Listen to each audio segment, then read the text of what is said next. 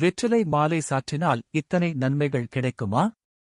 இந்துக்களின் சாஸ்திர முறைகளின்படி வெற்றிலை மிக முக்கியமான பொருளாகும்.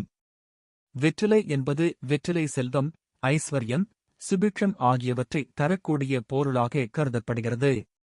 மகாலட்சுமி விரும்பி வாசம் செய்யும் பொருட்களில் வெற்றிலையும் ஒன்றாகும். வெற்றிலையை பயன்படுத்தி செய்யப்படும் எந்த ஒரு பரிகாரம் அல்லது பிரார்த்தனை அல்லது வழிபாடும் மிகப்பெரிய பலனை தரும் என்பது ஐதீகம். வெற்றிலையாக அனைத்து தெய்வங்களுக்கும் படைக்கலாம். அதே சமயம் வெற்றிலை மாலை என்பதை படைப்பதற்கு சில விதிமுறைகள் உள்ளது. அந்த முறைப்படி வெற்றிலையை மாலையாக தொடுத்து தெய்வங்களுக்கு சாற்றினால் அதன் பலன் பல மடங்காக கிடைக்கும்.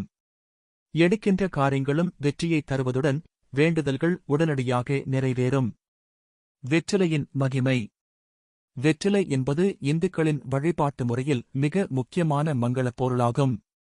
சுப நிகழ்ச்சிகள் மட்டுமின்றி அசுப நிகழ்ச்சிகளிலும் கூட வெற்றிலை பாக்கு சேர்ந்த தாம்பூலம் கொடுக்கும் வழக்கம் உள்ளது.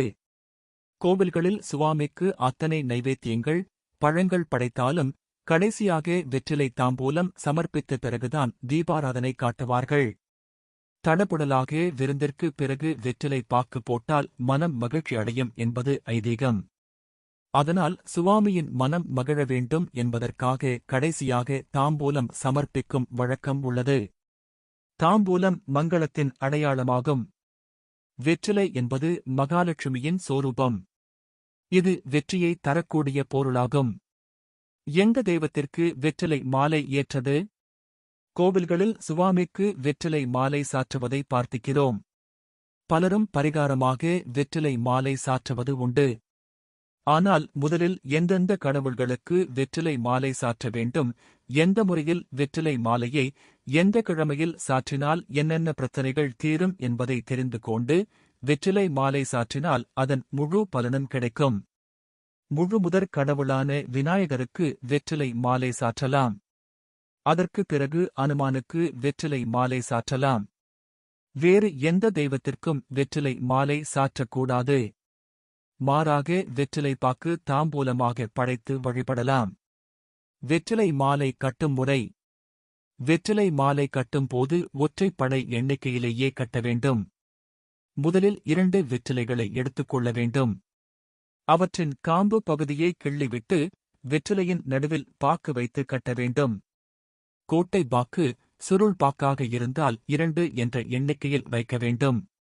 அது கிடைக்கவில்லை என்றால் பாக்குத்தூள் அல்லது சீவல் சிறிதளவு வைத்து மடித்து அவற்றை மாலையாக தொடுக்க வேண்டும். வெறும் வெற்றிலையாகவோ அல்லது ஒரு வெற்றிலையை வைத்தோ மாலை கட்டி போடக்கூடாது. எந்தெந்த பிரச்சனை தீர வெற்றிலை மாலை மாற்றலாம்? வீட்டில் குழந்தைகள் சரியாக படிக்கவில்லை. படிப்பில் தடுமாற்றம் உள்ளது.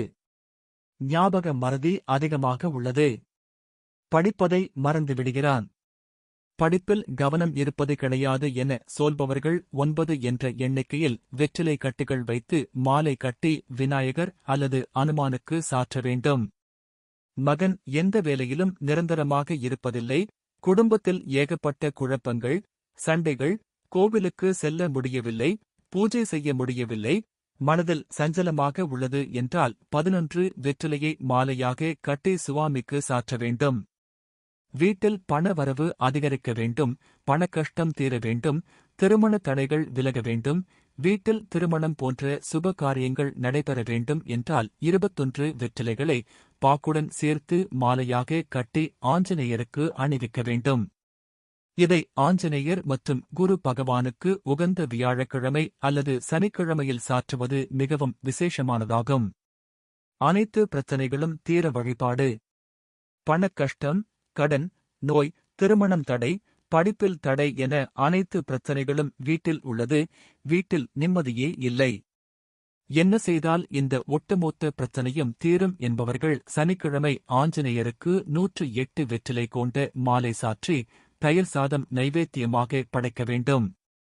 என்ன பிரச்சனையாக இருந்தாலும் அது தீர வேண்டும் என்றால் வெற்றிலை மாலை சாற்றிவிட்டு 21 நாட்கள் ஆஞ்சநேயரை 11 முறை வலம் வர வேண்டும். தொடர்ந்து 21 நாட்களோ அல்லது 21 சனிக்கிழமைகளோ 108 வெற்றிலை மாலைகளை சாற்றிவிட்டு அனுமனை 11 முறை வலம் வந்து வழிபடுங்கள்.